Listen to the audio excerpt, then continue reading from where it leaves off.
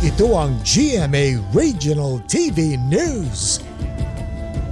Mainit na balita mula sa Visayas at Mindanao, hatid ng GMA Regional TV.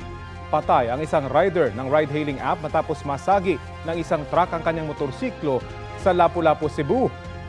Sara, may sakay ba siyang pasahero ng maaksidente? Rafi, may angkas na pasahero ang biktima na kritikal ngayon ang lagay sa ospital. Sa kuha ng CCTV, kita ang pag-overtake ng mga motorsiklo sa truck sa Barangay Basak. Kabilang dyan ang motorsiklo ng biktima. Sa isa pang kuha, kita ang pag-overtake ng truck sa motorsiklo ng biktima. Natumba ang motorsiklo at tumilapon ang mga sakay nito. Inaresto ang driver ng truck habang inaasikaso ang reklamong isasampa laban sa kanya.